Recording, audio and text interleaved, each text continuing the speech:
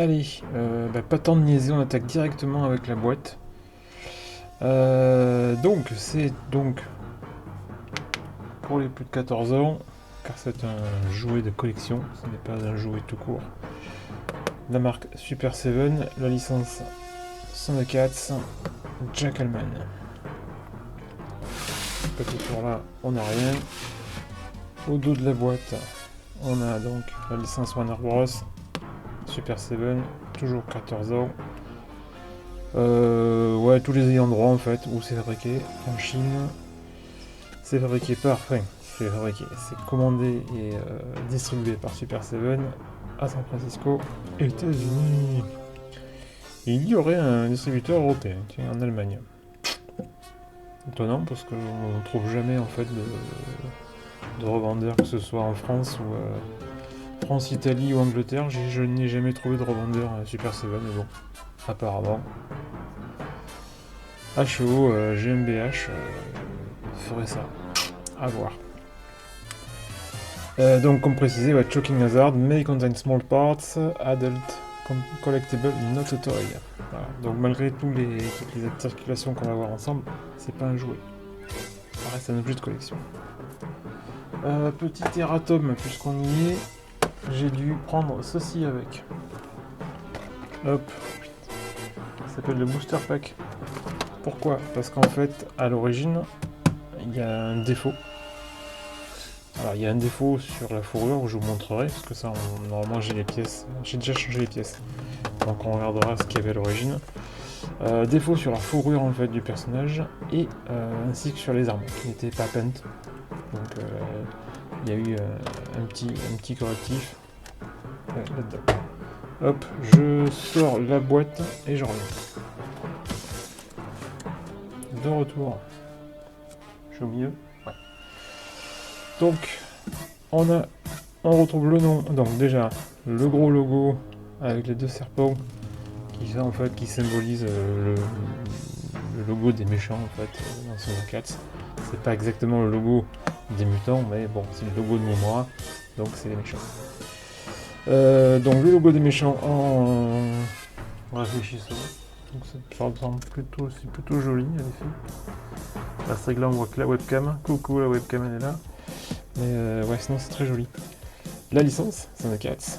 Le nom du perso, toujours 14 ans et plus, Super 7. Sur la tranche, il n'y a rien. Au dos, on retrouve le logo de la licence. Ici, rien. Là-haut, je sais pas si on va le voir, si, Ultimate. Et en bas, par contre, on retrouve exactement ce qu'on avait à l'arrière du Mailer Box. Donc en gros, toutes les licences, machin, un truc habituel. Hop. J'enlève ça là, parce que je peux pas l'enlever dans ma box, et je reviens. Une fois la sleeve enlevée, on tombe donc sur une boîte de vitrine. Et voici enfin Jackalman, avec ses accessoires, le fond et son packaging. Donc on retrouve la même chose ici. Là maintenant on est sur le perso. Au dos, hop, illustration tout à fait classique, Cosmo Cats.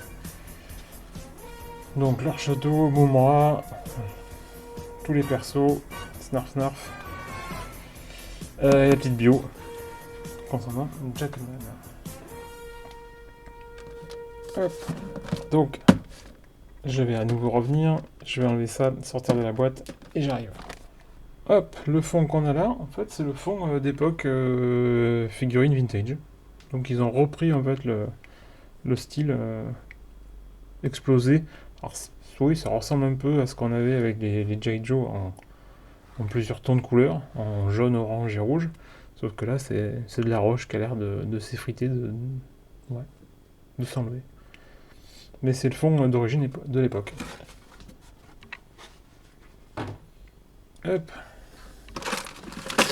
Donc là, je vais vous faire grâce du bruit d'enlever tout ça parce que ça fait un bruit pas possible. J'en sors tout et je reviens. Et nous voici donc avec l'ensemble des pièces disponibles dans la boîte. On va faire le perso. Pas le perso, non, on le fera après. On va d'abord tous les accessoires. Hop, je vous le mets de côté. Alors, première chose qu'on va faire. Déjà, ça. Ça, Hop, je vous l'approche, hein, espérant que ça veille bien. Voilà. Donc cette espèce de masse avec ce gros crochet là, qui ressemble un peu à une dent, c'est en fait la reproduction de l'arme d'époque. Il avait ça à l'origine.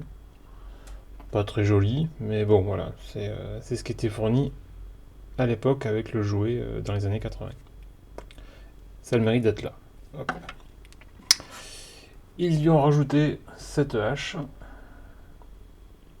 C'est plutôt bien foutu parce qu'en fait on a deux rendus pour la lame qui est aiguisée, euh, le bois qui est correct, donc c'est plutôt un joli rendu.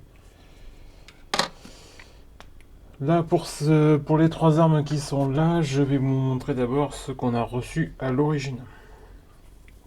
Hop, voilà. Trois armes basiques. Alors il y a un petit effet biton, donc on est sur du gris et une espèce de gris métallisé. Et là une espèce de violet mais très très très très foncé. Donc ça c'est ce qui était dans la boîte d'origine. Et ça a été remplacé donc par ça, qui est beaucoup plus coloré et beaucoup plus, on va dire, cartoon, donc qui correspond vraiment beaucoup plus au dessin animé. Voilà, là par contre on a quelque chose de totalement symétrique d'un côté comme de l'autre. Là aussi on a quelque chose de beaucoup plus coloré.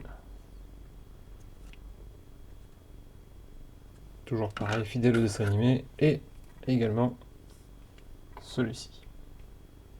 Pareil, dans tous les cas, symétrique des deux côtés. Au niveau du perso, on va avoir deux mains alternatives, une main fermée et une main entrouverte. Ce qu'on va retrouver en fait à l'identique sur la figurine, mais dans l'autre sens. Et une tête alternative qui crie.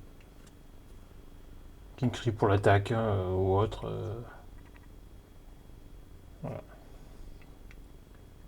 Je sais pas si je peux l'approcher un peu. Si. Mais elle est vraiment bien foutue. Hop. Concernant donc la figurine en elle-même. Hop, je vous la recule un tout petit peu pour que vous l'ayez de pied. Voilà. Là aussi, on va faire tout de suite la petite précision. Donc, à l'origine, on avait ça. Je sais pas si vous voyez par rapport la différence. La différence, elle est là. Voilà. Donc, au niveau de son cou, on n'avait qu'un seul paint en fait, alors que à l'original, on a donc en fait la fourrure du cou qui suit en fait le museau, et on a la même couleur et qui récupère le poitrail, ce qu'on n'a pas ici. Voilà. Donc ça c'est malheureusement une pièce entre guillemets défectueuse. Le reste du moule est parfait, il n'y a pas aucun problème, c'est juste au niveau à ce niveau-là que la couleur n'est pas bonne. Dommage. D'où ce fameux booster pack. Alors au niveau de la figue, on va en faire le tour rapidement. Hop. Le dos. Et on revient de face. L'effet de fourrure est plutôt bien géré. Pour ce type de mutant, ça tombe plutôt bien. Au niveau articulation, qu'est-ce qu'on a? Hop. Bon, les trucs classiques, hein. On va pas avoir des trucs révolutionnaires. C'est au niveau, on va dire, au niveau esthétique, au niveau physique. C'est ce qu'on avait sur du Motu standard. Donc, il y a juste au niveau de l'esthétique que ça va changer un petit peu au niveau des traitements. Et encore, qu'on a quelque chose qui est très proche de Beastman, par exemple, au niveau traitement fourrure. Mais on a quelque chose de très standard au niveau figurine. Voilà. C'est de l'humanoïde adapté. Comme le dessin animé d'ailleurs, hein. Mais on voit qu'au niveau détail de peinture, on n'a pas de défaut, ou très très peu. Moi en tout cas j'en ai pas détecté au premier abord. Même que ce soit par exemple au niveau des ongles, au niveau des pattes ou autre. On est sur quelque chose, on n'a pas de débord ou quoi que ce soit. Donc je m'en sors plutôt bien au niveau qualité. Au niveau des articulations, donc on retrouve du classique ici. On a un 90 degrés au niveau du bras. On a un twist complet au niveau des poignets. Hop.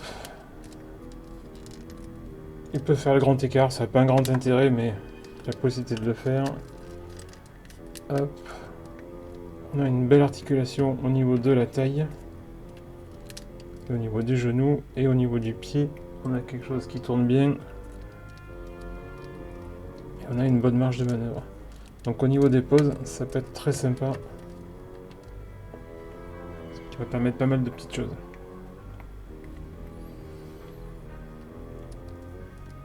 Je remets le dos. Oui, c'est vrai, oui, on a le up crunch. Alors qui est pas dingue, mais qui marche, qui est là. Donc il peut regarder un petit peu en bas, il peut regarder en haut. On a bien sûr la taille qui pivote. Donc voilà, et puis voilà, à part ce bras là qui est légèrement, on va dire, lâche, mais qui tient quand même, hein. Donc on n'a pas trop de soucis au niveau des articulations. Ça tient plutôt bien. Après, je vous dirais que pour moi ça va être de l'expo, où ça va rester en boîte pour la collecte. Donc il n'y aura pas trop de soucis au niveau de l'articulation. Et puis en plus il se tient droit, donc il n'y a aucun problème. Donc voilà mon tour complet de Jack Hellman dans la licence Thundercats par Super 7. Les autres arrivent bientôt. A plus, merci, ciao ciao.